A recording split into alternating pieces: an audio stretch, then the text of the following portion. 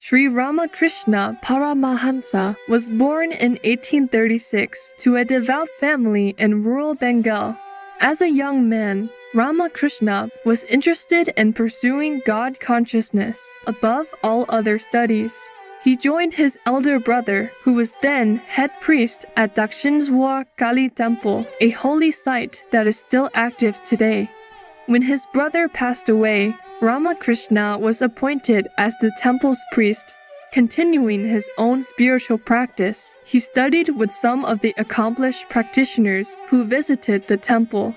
When he met with Totapuri Maharaj, a Naga monk of the Dasnami order of Adi Shankara, Sri Ramakrishna experienced a complete awakening of God consciousness.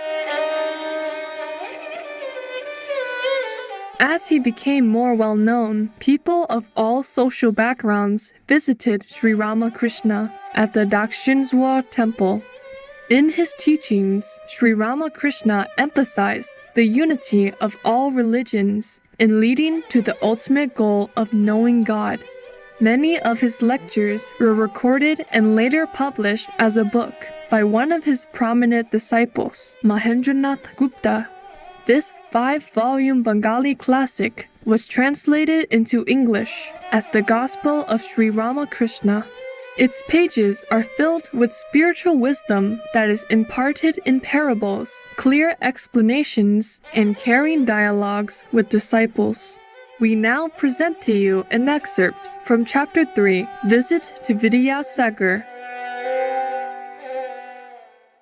The world of duality and transcendental nature of Brahman. Sri Ramakrishna's conversation now turned to the knowledge of Brahman.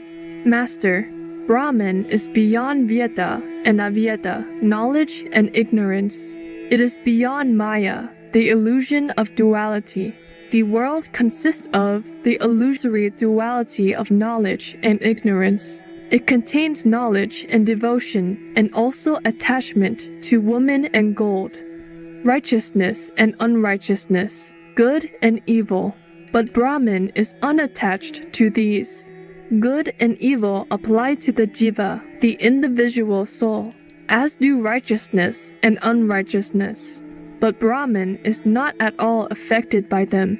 One man may read the Bhagavad by the light of a lamp, and another may commit a forgery by that very light, but the lamp is unaffected. The sun sheds its light on the wicked as well as on the virtuous.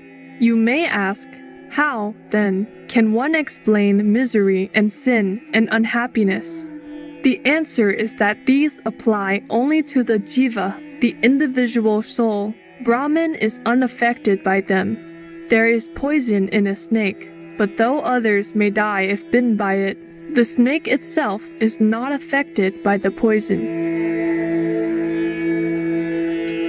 Brahman cannot be expressed in words. What Brahman is cannot be described. All things in the world, the Vedas, the Puranas, the Tantras, the 6 systems of philosophy, have been defiled, like food that has been touched by the tongue, for they have been read or uttered by the tongue. Only one thing has not been defiled in this way, and that is Brahman. No one has ever been able to say what Brahman is. Master, a man had 2 sons. The father sent them to a preceptor to learn the knowledge of Brahman. After a few years, they returned from their preceptor's house and bowed low before their father. Wanting to measure the depth of their knowledge of Brahman, he first questioned the older of the 2 boys. My child, he said, you have studied all the scriptures. Now tell me, what is the nature of Brahman? The boy began to explain Brahman by reciting various texts from the Vedas. The father did not say anything. Then he asked the younger son the same question, but the boy remained silent and stood with eyes cast down. No word escaped his lips. The father was pleased and said to him, My child, you have understood a little of Brahman. What it is cannot be expressed in words.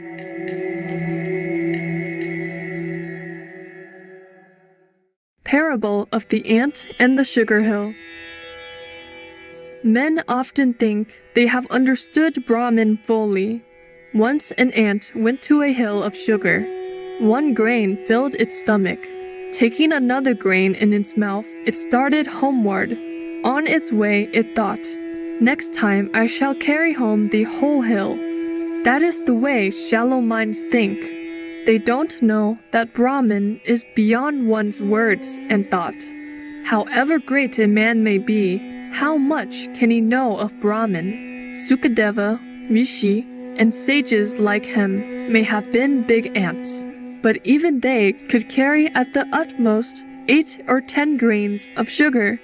As for what has been said in the Vedas and the Puranas, do you know what it is like? Suppose a man has seen the ocean, and somebody asks him, "Well, what is the ocean like?" The first man opens his mouth as wide as he can and says, "What a sight!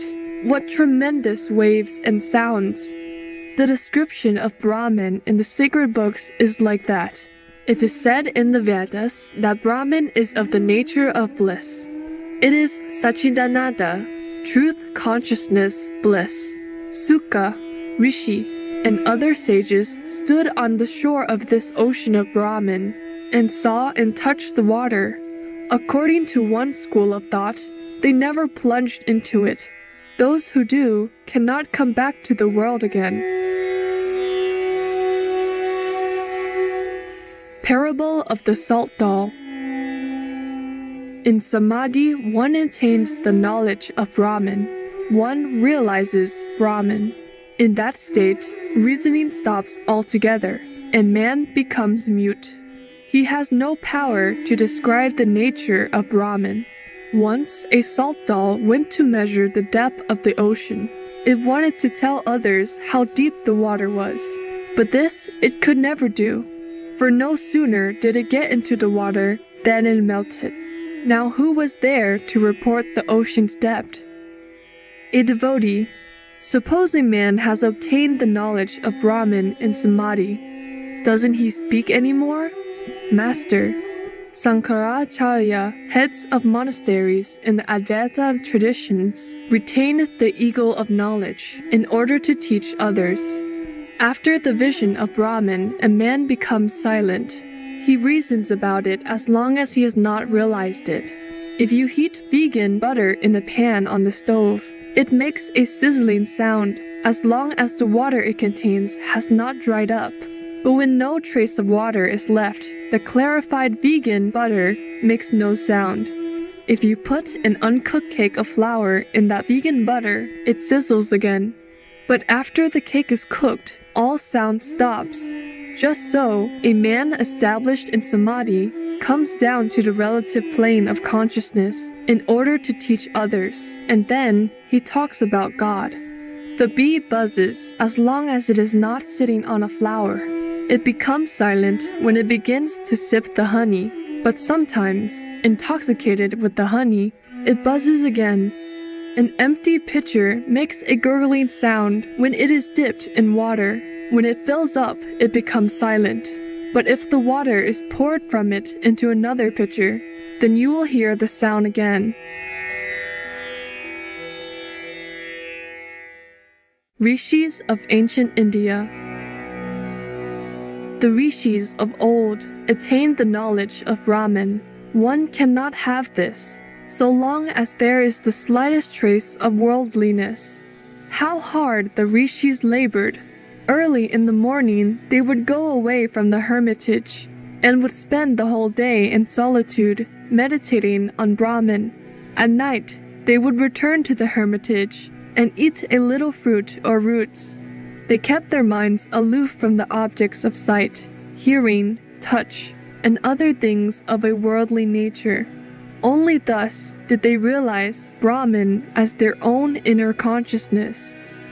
But in the Kali Yuga, the age of darkness, man, being totally dependent on food for life, cannot altogether shake off the idea that he is the body.